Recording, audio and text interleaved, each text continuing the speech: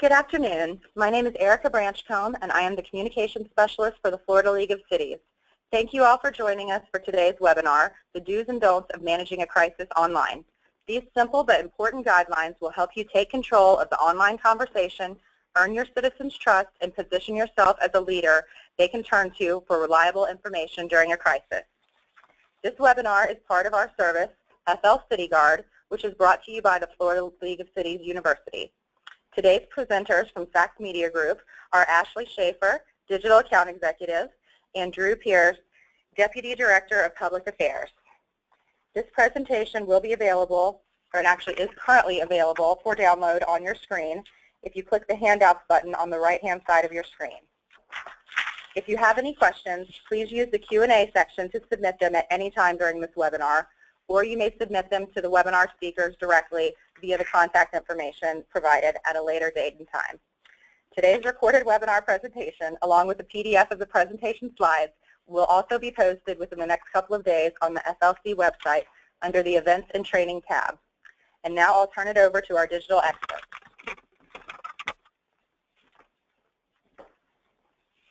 Good afternoon. So this year's the 35th anniversary of the launch of CNN, which effectively created the 24-hour news cycle. It changed news and how you had to prepare for and manage a crisis. Before CNN, a crisis would either break in the morning when someone was getting their newspaper or turning on the local news broadcast, or in the evening while they were watching the national news or getting ready for bed. Crises didn't happen between those hours. Suddenly, CNN created the 24-hour news cycle. Something could break, and they were there to report it. Today, the Internet has changed the 24-hour news cycle into an every-second news cycle. If someone has a smartphone and a social media account, they can effectively become a citizen journalist. They can create the crisis, publicize it, and put out news that has the potential to be picked up by anyone around the world. A crisis can emerge and go away in a matter of minutes, or it can take several years before the impact is lessened or disappears. Today we'll be discussing the do's and don'ts of managing a crisis in this new and exciting time where media and how we communicate and get our information has changed so quickly and so much. We'll talk about how to prepare and develop a plan before a crisis, what should happen during a crisis, and finally, what you need to do after a crisis, how you can strengthen your work for next time, and how to repair your reputation. So as we all know in dealing with crises, it's not a matter of if a crisis will occur, but rather when. And so with that, it's important to be prepared for anything. Crises take many different shapes and sizes and sometimes present themselves with different sorts of timelines, one that you know nothing about up until it completely blows up, all the way to emerging ones where you know a long time out and you have the ability to prepare. So you could be ready for any situation. While you won't be able to handle every single instance, every single problem, every single crisis that's out there, the more we can prepare in advance, the more prepared we'll be when something occurs. That's why it's so important that you create and integrate a comprehensive, proactive digital layer into your city's crisis communications plan before a crisis happens.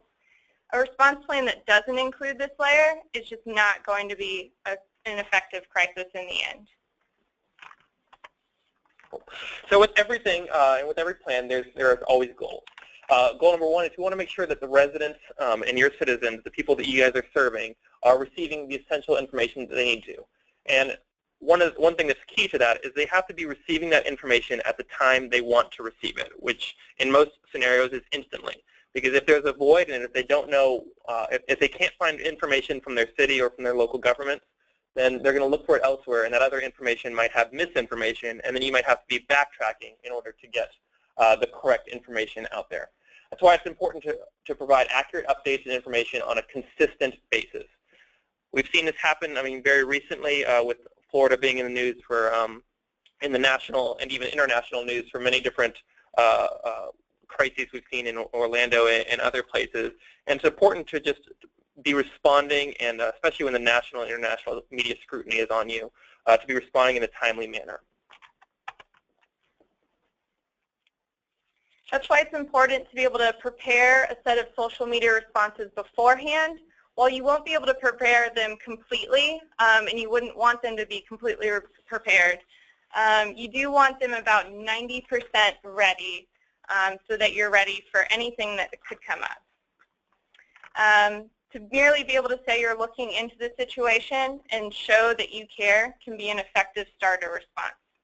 This will help give you some guidance so that when you're under the gun and a crisis is moving at a speed faster than anyone can really prepare for, you'll at least have something to work off of.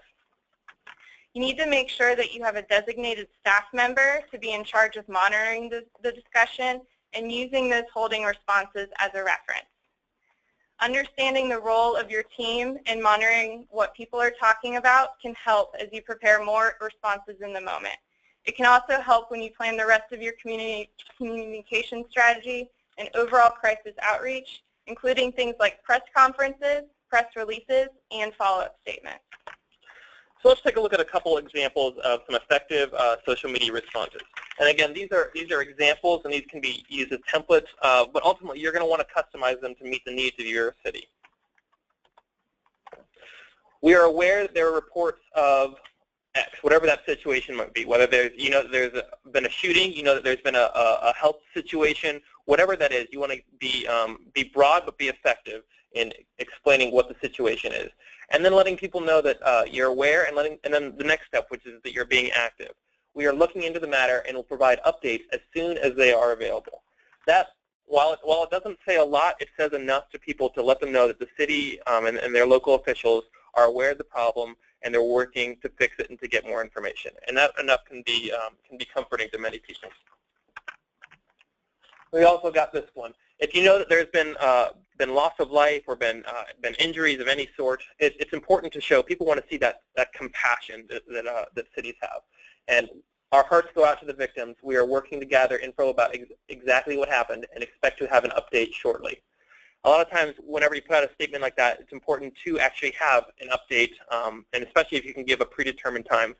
I know with the Orlando situation, they've been the city government there has been putting out saying we're going to have a press conference at 10 a.m. We're going to have a press conference at 3 p.m. And that gives both the media and the viewers who listen to the media outlets the opportunity to know, okay, this is when I know that an update is going to come out and I'm going to get more information. Another one.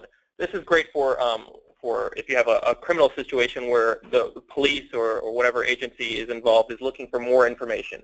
So the tweet is, if you have information to share regarding this important investigation, please send us a private message or call us at this number. That not only does that give people a reassurance that you're working on the investigation, working to get to the bottom of the situation, but it also lets those people who have information know that they have a way that they can contact the city. In addition to having a social media plan in place, you also need to be active on social media. If you haven't already established a strong online presence, now's the time to do so. Whether it's a Facebook page or a Twitter account, you need to be easily accessible, especially with your website or blog during a crisis. It's important for your constituents to know that if something were to happen, they can turn to you. If you're not there to lead the conversation from the start, it's possible they're going to look for information wherever they can find it. And that leads to misinformation, myths, and rumors, which you do not want. Yeah, one thing that can be important to have is setting up a dark site. Something that you can. This is basically, I mean, the dark site kind of has a connotation to it, but basically it's just a place where people can go for information about a specific incident.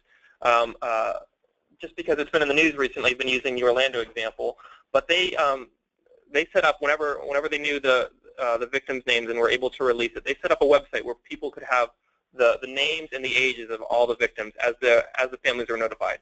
This prevented their media department from being even more overwhelmed with dozens, if not hundreds, of media requests asking for basic information. They put all this information in one centralized location and probably took their IT department just a few minutes to reactivate it. And that became a hub for posting updates in a crisis and became the go-to place for information that media knew was accurate and correct. Another example of a good dark site is the Malaysia Airlines when they had the MH370 missing. And so, although it's very unfortunate, they've definitely perfected their response during a crisis. On the left side, you see updates as they come out, and on the right side, there's contact information if you need more info. Other times during the crisis, they put their media contact information on there, request for information. They also still provide a link at the top of the home page for people that still want to check their flight status, but knew that the primary reason why most people were visiting the website at this time was to be able to access information on the crisis at hand. A dark site is good because it's easy to take down following a crisis. The last thing you want is for that dark site to be lingering after and impact your SEO on your regular website. Another great example was BP after the Gulf of Mexico oil chaos. They actually made a page on their website, and they featured more positive stories in addition to information about the crisis at hand. They were telling people what they were doing and crafting their own story, and made it easy for people to get to. When they put updates out on social media, they would make sure it linked back to their website at all times, and we'll get to that in just a moment about the hub and spoke model. It gives people easy access in one place where they can go at any point when looking for new information. Great. And just one thing to keep in mind, whenever we say dark site, sometimes that has the implication of having to create tons of coding and programming and all this resources that you have to devote to it to get it ready. When in reality, a lot of times it can be created simply. It doesn't have to be doesn't have to have all these videos and information, all that stuff. It just has to be a simple page that people can go to for information during a crisis. Okay. So another important thing is coordinating roles and workflows. During a crisis situation, whenever everybody's working round the clock trying to get to the bottom of a situation, you don't want to be wondering, well, who has to approve this statement before it goes out, or who has to approve this tweet or this Facebook post before it goes out. You want to make sure that everyone knows their role and is working together as part of a comprehensive team. So questions like, who is responsible for publishing updates to your dark site? Is that the IT person? Who has to review those messages? Does it have to go all the way up to the city manager? Do the elected officials want to be in the loop on what is getting posted? And also, who is the backup? You never know. It's always a fear whenever your PIO or your city manager or some other key official is out on a cruise and a crisis happens. And although you may try to get them back quickly, you're going to need to have a plan in place to work whenever they are whenever they may be absent. Another thing is to sync with communication and leadership to maintain cohesive messaging and voice. Just because it's a crisis situation doesn't mean you want to stray from the message of your city. Your city always has a positive message about helping its citizens and visitors, and you want to make sure that you're staying consistent with those messages.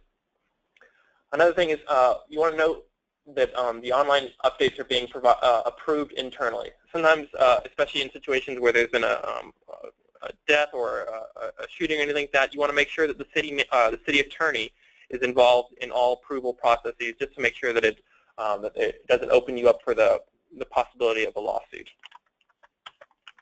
All right, so the crisis has happened.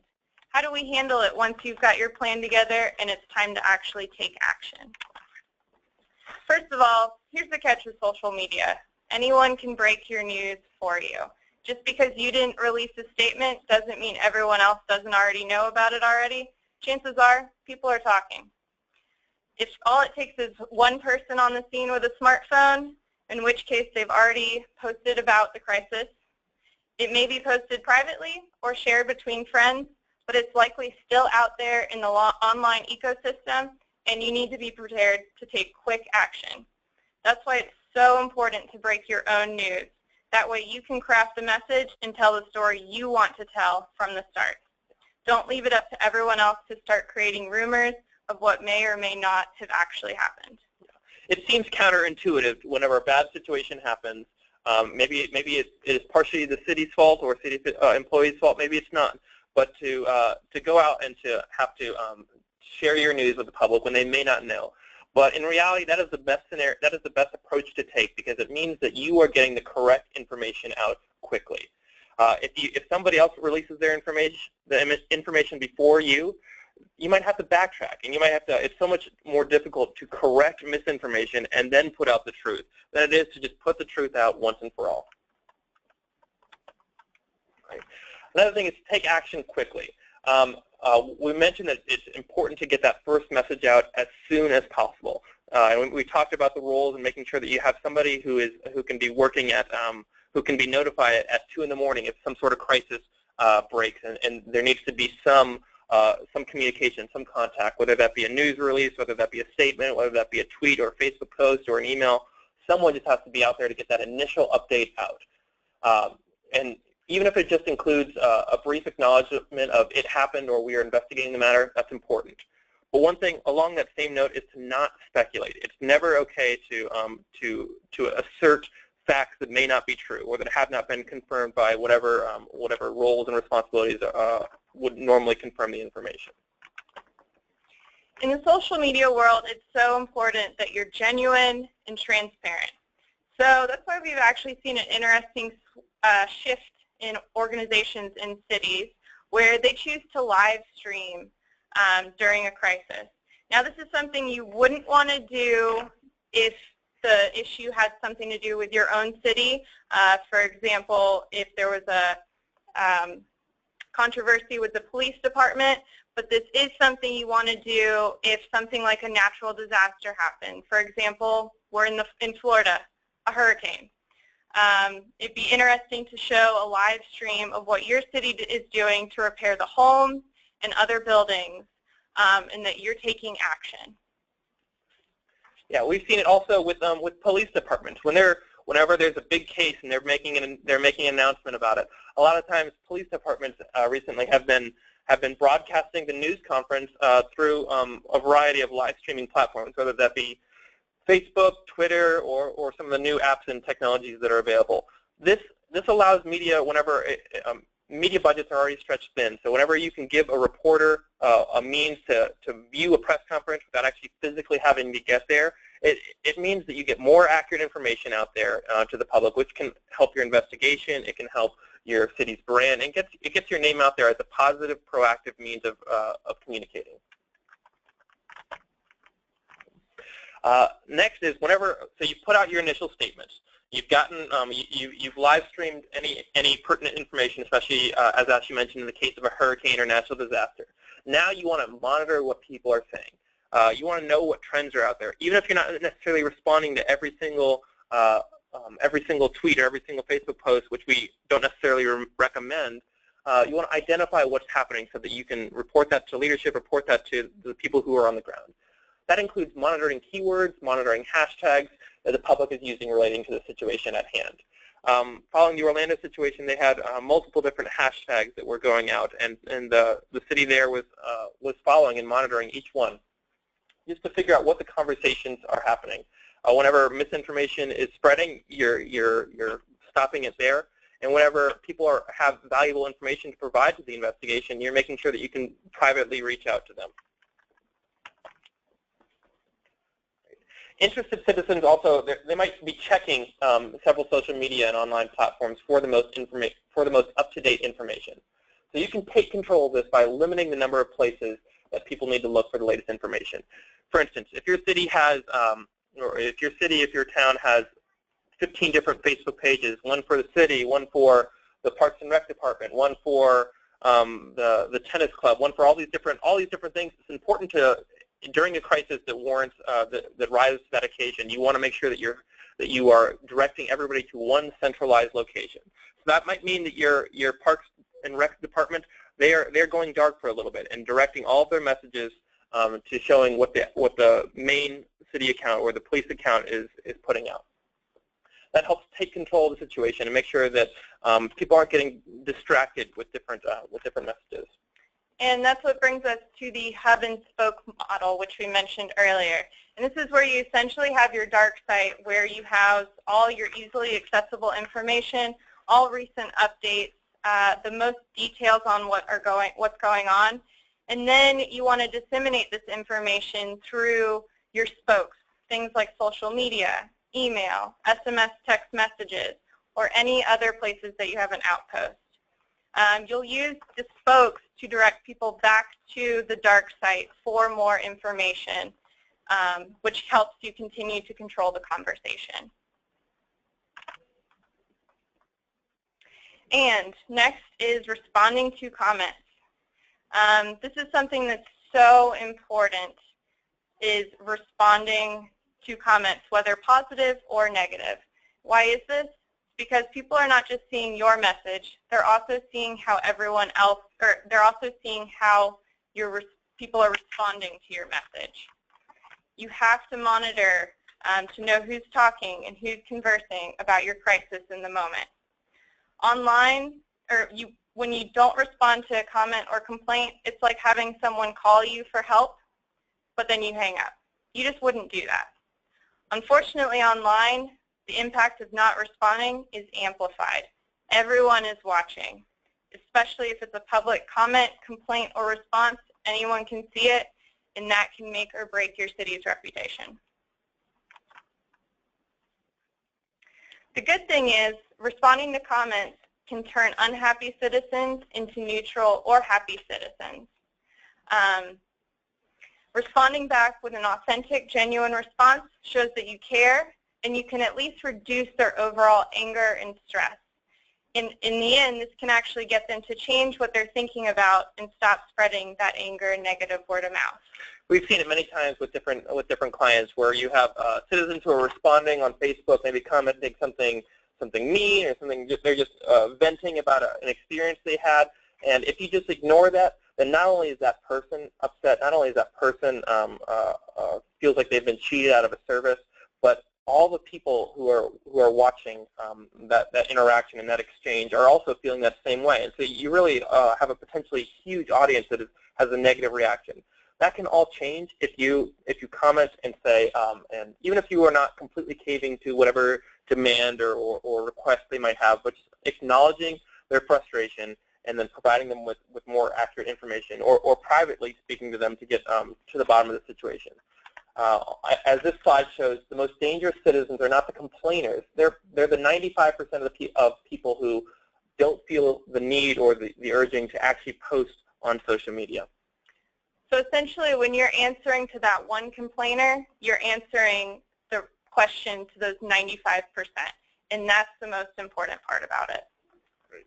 And that's another, just underscores the need to make sure that all of your interactions, the city should have one unified voice when responding on social media, and that's why having guidelines, having templates, having plans and policies and procedures that allow you to, no matter who is actually behind the Facebook account at the city, doesn't matter if it's one person or another, they're responding with the same voice, the same tone that reflects the brand and the overall brand voice of the city. Great. And this is it creates citizen advocacy.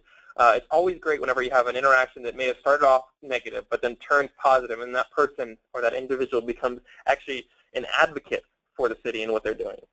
And that same thing applies during crisis situations.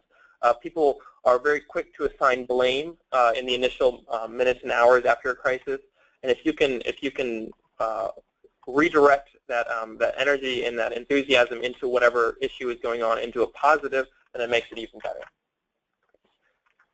And a successful service recovery can spawn 20 times more positive word of mouth than advertising. It's okay to mess up, but the more important part is to be able to be effective and respond to it. Say you're sorry. Go above and beyond, because people won't expect you to do it. And that'll actually make them delighted, surprised, and more likely to share that story with others.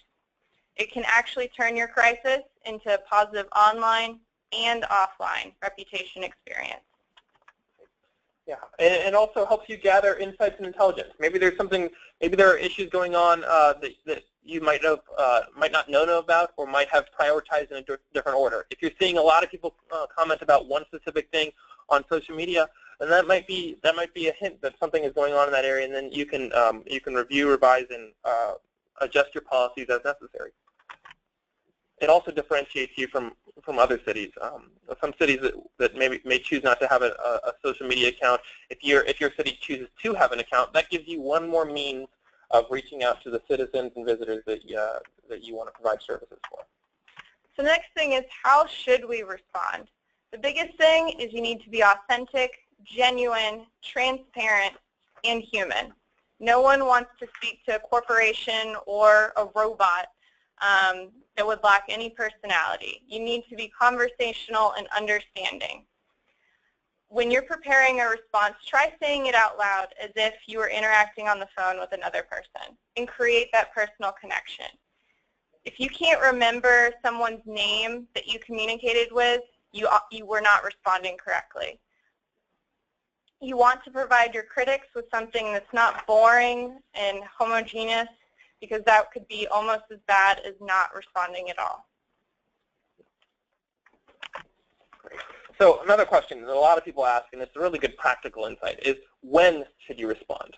So nearly 40% of social media complainers, they expect a response within 1 hour. And that's a good time frame to get to. I'll caution you that a lot of times if somebody comments and then you provide your comment and then they respond right back within a few seconds, it's better in situations like that, it's better for you to wait a little while, put a little bit of separation between the time you responded and the time they sent that secondary comment. Sometimes people get emotional, and you don't want to further aggravate the situation by getting into a back and forth discussion. That's why we kind of go with within 1 hour, but you don't want to get too close.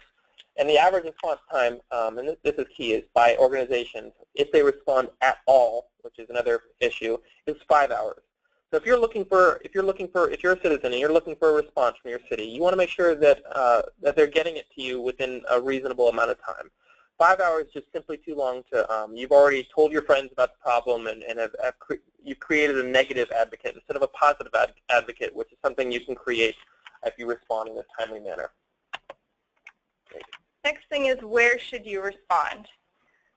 You need to go where people are commenting or complaining. For example, if they reach out to you via email, communicate with them through email. If they reach out to you through a Facebook comment, ask them to send you a private message with their contact information, and you can provide them more insights. Twitter, same thing. You'll request to do either a tweet or a direct message. This is the best way so they don't have to be running around trying to get answers from you. Yeah. Another thing is that if a critic or a complainer has a problem that they're trying to make very public, it's okay to ask them, oh, we can discuss that privately. Will you direct message us? A lot of times that is the case whenever people are trying to share maybe information that that would be better for a law enforcement purpose would be better shared privately, or if there's health information, there are just a lot of times whenever sharing information privately might be the best option. And so don't be afraid to ask people to direct message you or private message you. Okay. So nearly 3/4 of social media complaints are on Facebook, followed by 17% on Twitter. That shows you whenever you're prioritizing what social media accounts you have, what social media accounts you're devoting the most time and energy and resources to updating. This kind of gives you a good picture of at least the 2 top ones that you should be focusing on. These are where most of the people are on. Now there are all kinds of different social media. I mean, some local governments are even on Snapchat now, but it's important to focus your resources on where the most residents and visitors are going to be. And how often should you respond? We've seen some situations where companies get into this very long conversation with one of their customers, and you can just tell they should have stopped at 2 responses. There are inevitably going to be some people you just can't help. The key is to respond once and try to provide assistance. If they are still not happy, try to give them another chance and respond a second time. Any more than that, it's just really not worth it. You want to make sure you get that first response out there and then leave it up to the viewers to make their own judgment call on how you responded to the situation. Great. Another good question is, when should you hide, delete, or ban? A lot of people have their initial reaction is to kind of be almost trigger happy with banning or hiding or deleting comments. We would caution you that's not always the best scenario. The only comments that do not warrant a response are those that include vulgarity, personal attacks, irrelevant marketing promotion. That's a lot of times you'll find the spam posters that are just publicizing some business or their account has been hacked or something like that. Those are the ones that you want to that you want to consider hiding, deleting, or even banning. Especially during a crisis, because a lot of the people that are complaining are people that care about their city, and they just want to know more information. Yeah, and if the complainer, if they end up finding out that they have been banned, or if they've been deleted, or if their comment has been hidden, that can infuriate them and lead to an even worse situation ultimately. That's where if you do if the comment is vulgar, you can hide a post. And that way, the person will still be able to see it, so will their friends. So if they ask their friends about it, they'll still be able to see it. And the page's administrators can still see it, but it won't be accessible to the general public. And then finally, as the most extreme measure of that is if a citizen develops a history of inappropriate comments, or you've hidden them, you've deleted their comment multiple times, then you can consider banning that user from the account. However, people, most of the time, most social media accounts, it's free to create a new one, and so you just want to be watching out. Maybe you don't want that person to come back with a vengeance on a different account. So, and this is kind of, if we can underscore one point throughout this entire presentation, it's this: embrace your city's brand in every interaction. Your city, you always strive to be people who respond in a timely manner with accurate information, with compassion, and caring about your citizens, your residents, and your visitors. So try to use that same consistent and clear brand voice in every interaction, whether through email, whether through social media, whether online and on your dark site, or even in person if you're meeting with them. Integrate your city's words that work when responding to citizens. A lot of times cities have different taglines. A city on the coast may have a different look and feel than a city that's more in the center of Florida. You want to make sure that you're integrating those. Each of you know the words that work, or the look and feel, or the brand of your city, and you're implementing that into every interaction. Yep, so for example, some key words that work could be that your city prides itself on being a signature city, that your top priority is the safety and security of your residents and visitors, that your city is a unique place to live, learn, work, play, the list goes on and on, that you celebrate the quality of life by fostering an environment of excellence. So bringing those positive attributes of your city out in addition to how you're responding to the crisis. Great. So after a crisis, so we've covered a little bit about what you can do beforehand. You want to be planning for the crisis. You want to be making sure that you have social media templates and holding statements that you can kind of get out to the public in an instant when a situation emerges. Then we've got during the crisis. That's whenever you're putting out your statements, making sure that they're regular and consistent and truthful and accurate. You're also making sure that during that time you're monitoring the conversation, figuring out where the trends are going. And then after a crisis.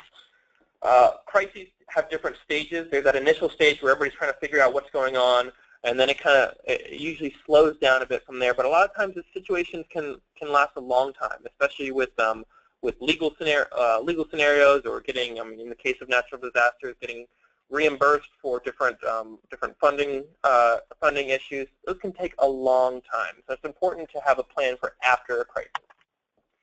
So once you've kind of reached a stable point in the crisis and had a little bit of distance from the high point, now is a good time to create an online analysis of how your city responded. Was your response effective? Were you prepared? What worked? What didn't work? What things did you miss?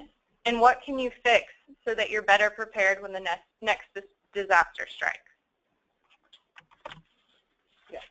Yeah, some good questions to ask are when did the crisis break?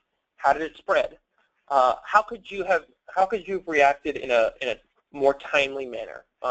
If it was late at night, do you have policies and procedures in place for somebody to be monitoring or getting alerts on their phone, at least one person, so that they know when a crisis is happening and can react and activate the necessary individuals? Were the responses you drafted before and during the crisis useful? Were they effective? Did the media use them, or did they help inform the media so that they can inform their viewers and their listeners? Did your city, did your police department, did your fire department, were they in control in directing the conversation online, or were they more responding to it and putting out fires? It's always better to be at the forefront of the information channel than trying to clean up the little fires on the outside. Some other questions you may ask yourself are, were your internal communications effective? Did you have people designated for specific roles?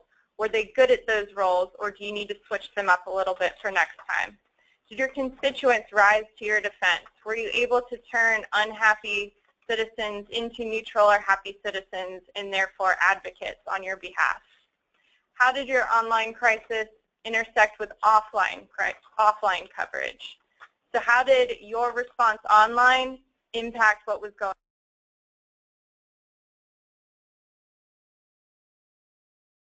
Great. And so once the crisis is over, now we've gone through that, you want to assess the extent to which the situation damaged your city's reputation. A lot of times when a crisis happens, and whether people may put the fault on the city or the fault is on some other cause. So in a situation where there's a natural disaster, that may not directly, you may not think that directly damages your city's brand, but you want people to know that they are safe, that their city is prepared, and so that responsibility happens even after a crisis, making sure that people know how well the city was prepared for it, or if there were shortcomings, how the city is fixing it, so that next time they are even better prepared for it. So again, you want to review those online conversations and media coverage that took place to make sure you know what steps you need to take place, and always be working toward putting out that positive, proactive news. Every day we know that cities and towns are all doing great things, and it's important for people to know about those things so that they can continually build your brand.